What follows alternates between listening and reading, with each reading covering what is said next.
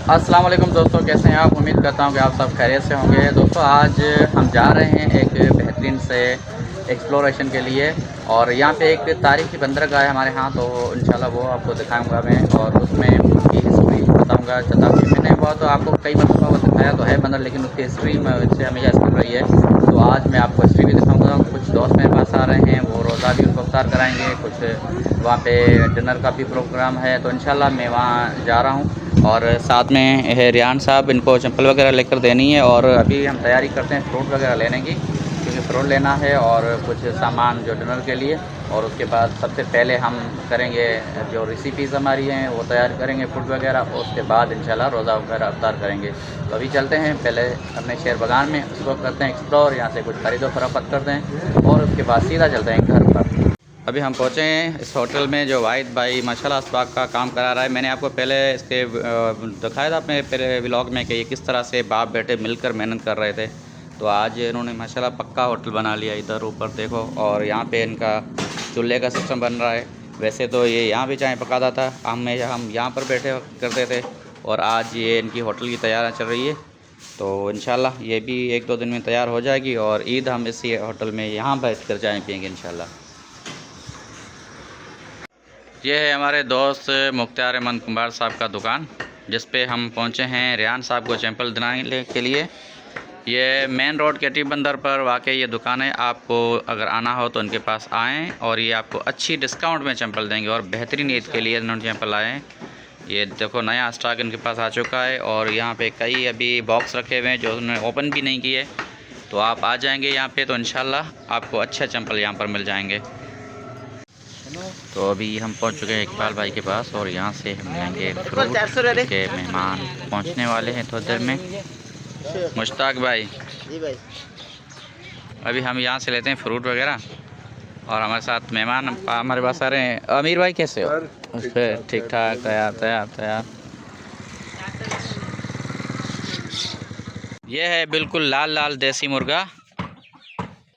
इसकी अभी सालन करते हैं जो मेहमान आ रहे हैं, लेकिन देखो रियान वाले इसके पीछे भाग रहे हैं, ये पकड़ने नहीं दे रहा। ये रियान ने मुर्गा पकड़ लिया माशाल्लाह, ज़बरदस्त, बहुत ही प्यारा और ख़ूबसूरत है। वज़न भी माशाल्लाह बेहतरीन है, तकरीबन 2.5-3 किलो का हो जाएगा। हो जाएगा ना रियान?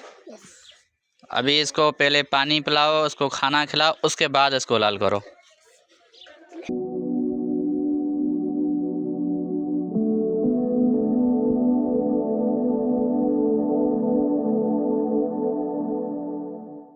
फ्रूट वगैरह हमने सारा काट लिया है जो मैं ले आया था बगान से, और समोसे पकौड़े वगैरह बन रहे हैं, और सालन रोटी ये सारी चीज़ें तैयार हो चुकी है।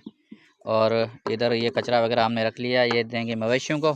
और ये 3 कूलर रख लिए हमने शरबत के लिए, इसमें मीठा पानी करेंगे। 3 से 4 कूलर हैं। तो इंशाल्लाह उसके बाद जैसे ये कटाई वगैरह कर लेते हैं तो चलते हैं जेटी पर, और वहाँ पे आपको दिखाते हैं दरिया सिंध की मौजें।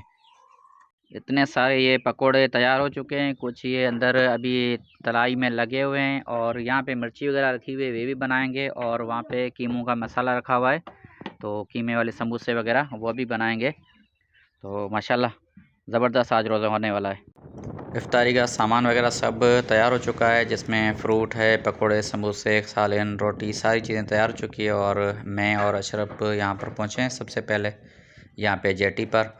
तो अभी हम दरियाए सिंध के साथ हैं, और यहाँ पे किश्तियाँ मौजूद हैं, और दरिया का बहता हुआ पानी, अभी इसमें दोबारा सा मीठा पानी आ चुका है। तो माशाल्लाह दरिया की मौजें देखो किस तरह से पानी घूमता फिरता जा रहा है, और अशरफ मोबाइल का मज़ा उठाते हुए, और मैं भी इनके साथ आया हूँ, बाकी दोस्त पीछे आ रहे हैं। तो यहाँ पे हम एंजॉय भी करते हैं, लेकिन थोड़ी सी मैं आपको इसकी हिस्ट्री बता दूँ कि ये दरियाए सिंध निकलता है तिब्बत से, यानी कि ये निकलता है चाइना से, फिर पाकिस्तान के चारों सूबों से घूमता हुआ, जैसे कश्मीर, गिलगित बल्तिस्तान और सिंध, पंजाब, बलूचिस्तान के पीके से घूमता हुआ आखिरकार आकर इंडस डेल्टा में यहाँ पे डेल्टा करता है। खारो छान के पे आके दरियाए सिंध मिलता है आकर बड़े समंदर के साथ। तो इस वक्त हम मौजूद हैं जंगी सर पर, यानी कि इससे तकरीबन थोड़ा आगे तक 3 से 4 किलोमीटर हम गाड़ी में अगर जाएं तो उसके बाद ये जाके डेल्टा करेगा दरियाए समंदर के अंदर। और इसका नाम जंगी सर इस जेटी का इस वजह से पड़ा, यहाँ पे पहले गैर मुस्लिम हिंदू रहते थे, तो जंगी सर यानी कि यहाँ पे सर की माना है कि बंदरगाह, और जंगी यहाँ पे जंगों के साजो सामान आते थे, तो इस वजह से इसको पुराने लोगों ने नाम दिया था जंगी सर। हालांकि जंगी सर जो है वो थोड़ा आगे है, लेकिन ये दरिया घूमता फिरता यहाँ तक पहुँचा, और उसे अभी भी इन्होंने रास्ता यहाँ से बदली कर दिया है। वो रास्ता भी मैं आपको दिखाऊंगा जो दरिया ने बदली कर दिया है।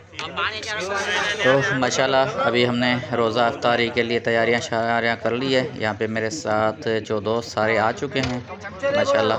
तो अभी सबके तो नाम मैं नहीं ले सकता, लेकिन ये चेयरमैन साहब हैं, वाइस चेयरमैन हैं, और सेठ गुलाम रसूल हैं, अशरफ हैं, राजा निज़ामानी, सब लोग उठ चुके हैं। लेकिन सरदार मोहम्मद अशरफ साहब देखो अभी तक बैठा हुआ है। इतने सारे बर्तन इसने खाली कर लिए, लेकिन अभी तक बैठा हुआ है।